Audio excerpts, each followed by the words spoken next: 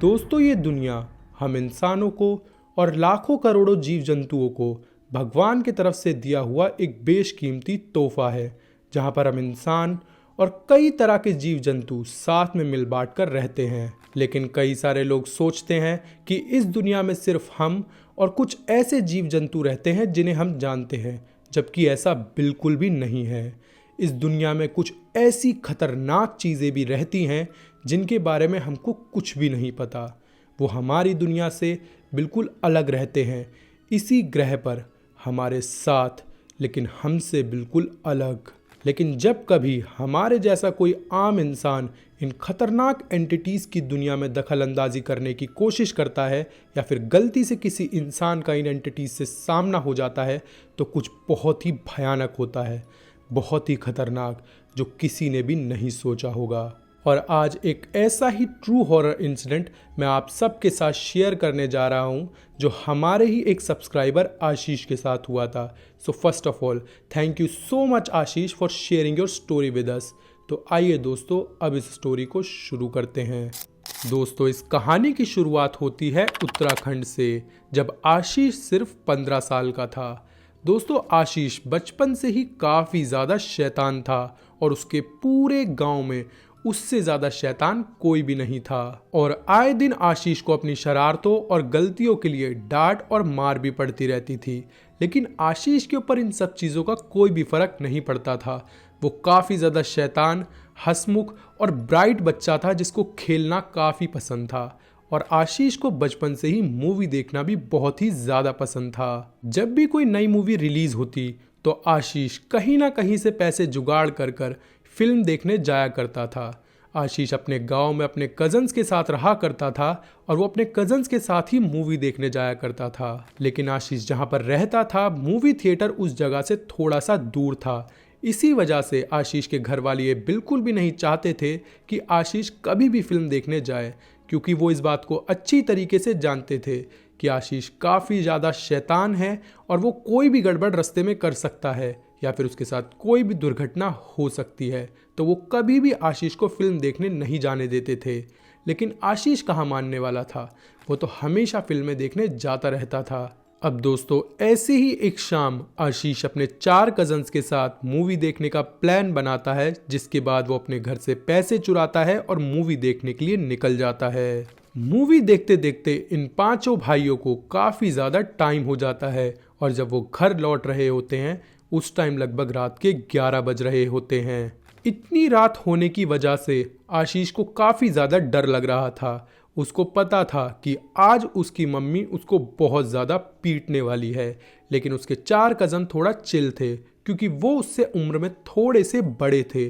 तो उनको पता था कि उनको सिर्फ घर पर डांट पड़ेगी, मार पड़ने का तो कोई सवाल होता ही नहीं है। लेकिन घर पर पहुंचकर किसी भी तरीके की प्रॉब्लम ना हो, इस वजह से ये 5 मिलकर एक प्लान बनाते हैं।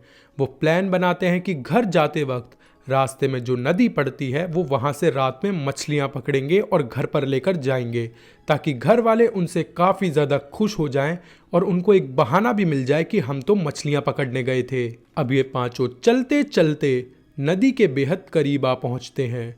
नदी में और इन 5 में लगभग 200 मीटर का गैप होता है कि तभी आशीष देखता है कि नदी के पास कुछ लोग आग जलाकर बैठे हुए हैं, जिन्हें देखकर आशीष काफ़ी ज़्यादा खुश हो जाता है, क्योंकि वो सोचता है चलो मेहनत बची और वक्त भी बचा।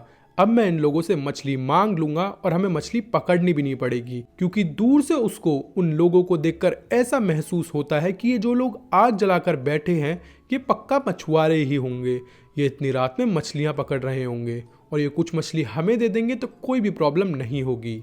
इसके बाद वो 5 काफ़ी एक्साइटमेंट में दौड़े दौड़े उन लोगों के पास पहुंचते हैं। लेकिन जैसे ही वो 200 मीटर पार करके उस स्पॉट पर पहुंचते हैं तो वो देखते हैं वहाँ पर तो कोई भी नहीं है, जिसे देखकर उनको काफ़ी ज़्यादा स्ट्रेंज फील होता है और वो सब मिलकर उन मछुआरों को ढूंढना शुरू कर देते हैं, लेकिन उनको कोई भी नहीं मिलता।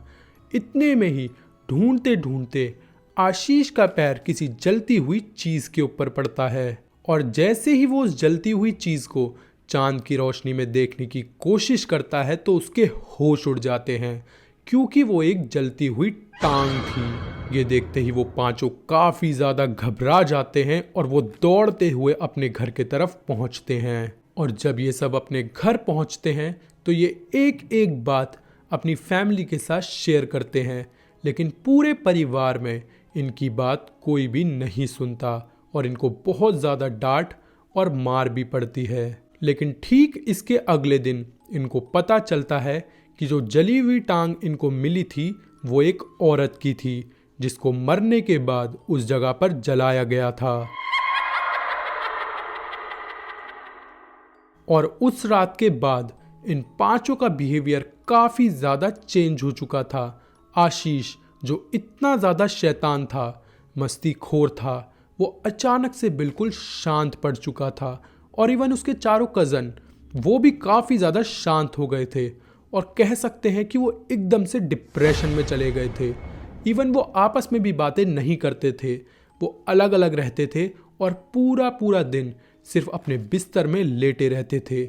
ना ही वो खाना खाते थे और ना ही वो पानी पीते थे। और इन पांचों का इतना अजीब बिहेवियर देखकर इनके घर वालों को काफ़ी ज़्यादा टेंशन होने लगी, तो इन सभी को डॉक्टर के पास लेकर गए। लेकिन इन सब को देखकर फिजिशियन ने कोई खास रिस्पॉन्स नहीं दिखाया, because they were perfectly fine in terms of physical health. Physician ने बोला इन सभी को साइकाइट्रिस्ट को दिखाओ, हो सकता है इन्होंने रात के टाइम कोई ऐसी चीज़ देख ली हो जिसका इम्पैक्ट इनके दिमाग पर आ गया हो और ये शायद डिप्रेशन में चले गए हों, तो आप साइकाइट्रिस्ट से एक बार कंसल्ट कर लो। बट शॉकिंगली साइकाइट्रिस्ट की रिपोर्ट के मुताबिक भी ये सभी लोग एकदम फिट थे।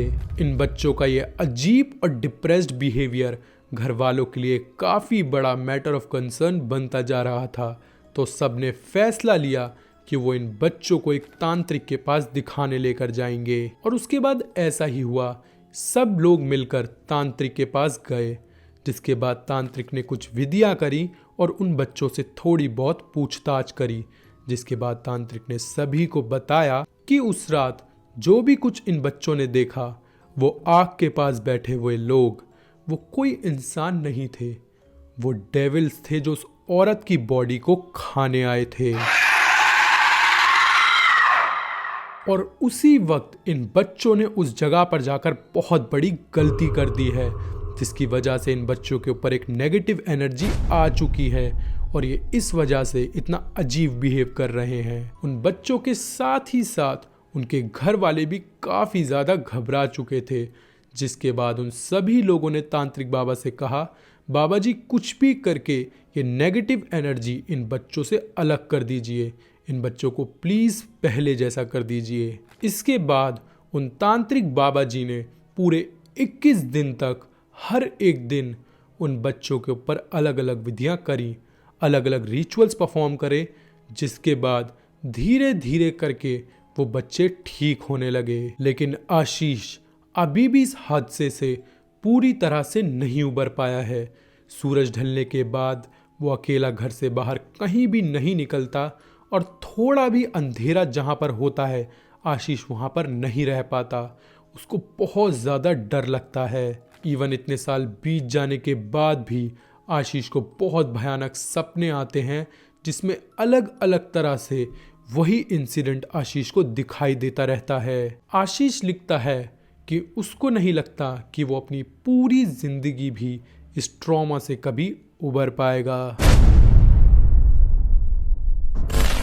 सो गाइज यही थी आज की वीडियो। आई होप आपको आज की वीडियो काफ़ी ज़्यादा पसंद आई होगी, और अगर आपको आज की वीडियो पसंद आई तो वीडियो को लाइक ज़रूर करना, चैनल को सब्सक्राइब करना ऐसे और हॉरर एंड क्रीपी कंटेंट के लिए। एंड मोस्ट इंपॉर्टेंट, अगर आपके साथ भी इसी तरह का कोई भी हॉरर और क्रीपी इंसिडेंट हुआ है तो स्पेशली आपके लिए हम डिस्क्रिप्शन बॉक्स में अपना ईमेल एड्रेस दे रहे हैं, जहां पर आप अपना क्रीपी और हॉरर इंसिडेंट हमारे साथ शेयर कर सकते हैं और हम फ्यूचर में उसके ऊपर एक ऐसा ही एपिसोड बनाकर सभी के साथ शेयर करेंगे।